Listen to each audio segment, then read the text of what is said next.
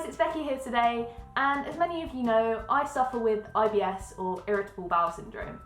Now, I thought it would be nice to just have a chat with you today about how it kind of just affects my life on a daily basis, on a weekly basis, on a monthly basis, you know, just how it affects me all the time.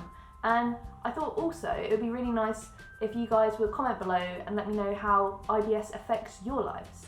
Okay, so IBS for me means that I can't eat a whole host of foods, and I thought I'd just list some of them now. So for instance, gluten is something that I can't eat onions, I can't eat garlic, I can't eat loads and loads of vegetables, pretty much all vegetables in existence minus the root vegetables. So I can't eat cabbage or sprouts or broccoli, I can't have salad, I can't have, God, it literally goes on forever and ever and ever. I can't have sugar, I can't have like lentils and pulses and beans and caffeine and alcohol and like fizzy drinks and like pretty much like everything. My diet is so freaking plain because of IBS, and obviously that's gonna affect me. So I guess the main way it affects me in like a positive way is that I cook a lot more. I cook all the time, every single day. I cook meals from scratch, and I've learnt to cook better. I've become a better cook. I've discovered new foods that I can eat, because obviously when you think about that massive list of what I just said, that takes away a lot of stuff, and you can't literally just eat, I don't know, chicken every day of your life, just the same old thing. So it's meant that I've discovered loads of different new foods, and I cook a lot. But of course I can't cook every single day. I mean, I literally could, but what about when my family say, do you want to go out for dinner, or do you just want to come around our house and eat food? What about work stews and work drinks and everything like that?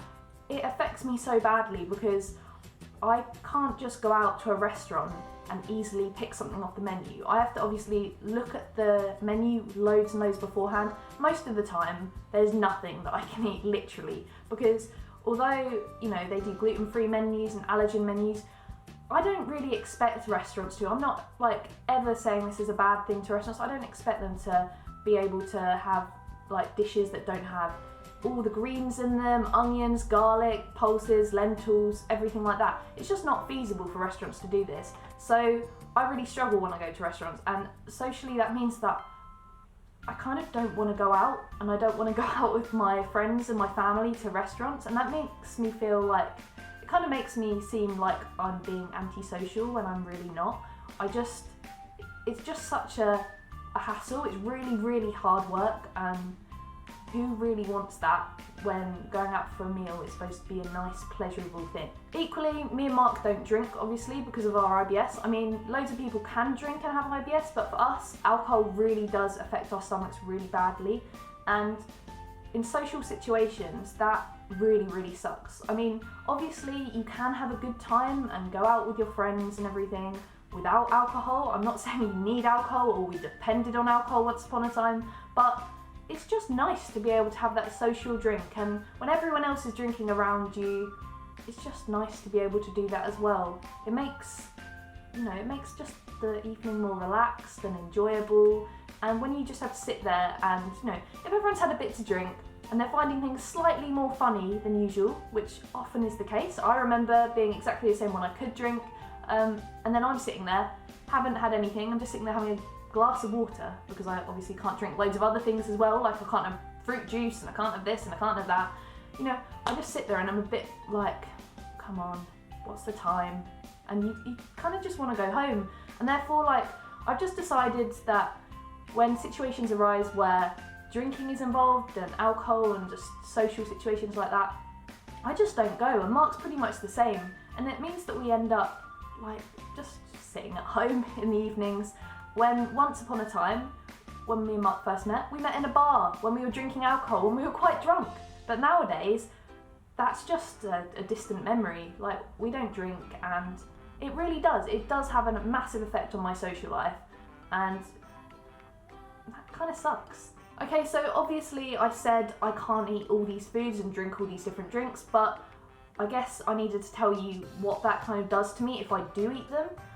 I get really bloated, I feel really unwell, I need to lie down, I get cramps, I get pains. I get just like constant pain if I eat and drink those sort of things. But what's even worse than that is that it isn't just those foods and those drinks and stuff that make me get those pains. I have those pains all the time.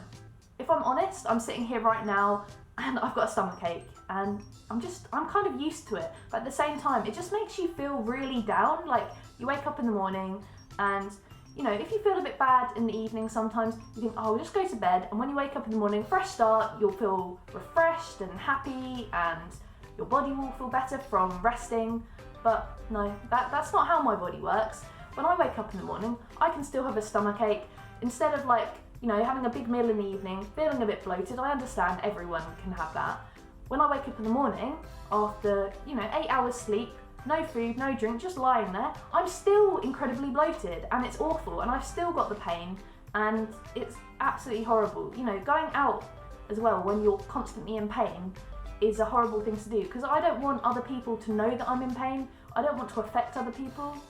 When I'm at work, I don't want people to know about that. When I go out with my friends and family, I don't want to make them suffer with my moaning, so I just sort of hold it all in, which is quite tough in itself. It's like quite mentally draining to be out with people who are all having a really great time and I am having a great time, but I'm in pain and it's horrible and I just have to kind of pretend that I'm yay, having good fun, yeah, when actually I imagine that if some of those other people had the pain that I was having, they would probably not have come out and they'd be lying down, just like what I really want to do. So, I mean, it's the pain in itself just, you know, because it's so frequent, it's essentially chronic. It affects my social life really, really badly. It affects every part of my life really badly. Like, if I get home from work and I'm like, had a really crappy day, and I just want to, you know, other people would be like, oh, I've had a crappy day at work, I just want to sit down and pig out. Can't do that because it's going to make me feel even worse. And that sucks. I've said things suck a lot in this video, but it really does. IBS really does suck. I guess I don't tell people about my IBS very much because they don't really understand it. I don't really expect them to understand it, but, you know, it just means that I don't feel comfortable telling people about it too much. I mean, even like close family and things like that, like obviously they do know about it, but that doesn't mean that they get it. They don't get why so many different things don't agree with me, why, you know, I come around and I don't feel very well. They don't like, they're not supposed to understand it. It's not something that any of us should go through. I especially understand that people don't really get IBS because there isn't a cure, there isn't treatment. They'll give you stuff to like help with bloating. You can have peppermint tea, but there's no actual cure for it, which is why so many people don't understand it, and that makes sense. But the thing is that's really frustrating is because of that, I find that a lot of people do kind of think that it's in your head. You know, it's like you say that you have a bit of a tummy ache and stuff, but there's nothing that you can like get prescribed for it. They sort of just think that it must be psychological, and it isn't. Obviously the likes of stress and stuff do affect it, so your brain does have something to do with IBS to a degree, but it's not in my head when I have incredible pain in my stomach and I'm bent over, cramps and bloating and everything. That is so real, and for people to think that it might just be a psychological thing and that I don't have any pain when my stomach is out here and I'm really bloated is really frustrating. So in a way, like, that is definitely a reason why I don't really want to tell people, because I don't want people to sort of say things like that to me or think those things about me. I prefer that they just didn't know at all. If you guys would like me to chat a little bit more about IBS in future videos, I'd be absolutely more than happy to. As I said, it's a chronic kind of thing that takes over my entire life, so I'm thinking about it pretty much 24/7. Just let me know in the comments below if you'd like that, and I'd be more than happy to do it. And also, I'd love it if you dropped a comment below if you have IBS and how you manage it, how you're dealing with it at the moment, what helps you, what you find really frustrating, just basically everything that I've said in this video. What's your sort of perspective on that? I'd really like to know. So if you've enjoyed this video, give it a big thumbs up. Obviously, I hope you haven't enjoyed hearing about all my pains and struggles with IBS, but if you found it informative and interesting, then give it a thumbs up. Also, subscribe to my channel. I've got lots of other IBS style videos and loads of other videos on this channel, so, you know, subscribe. And I will see you very soon. Bye!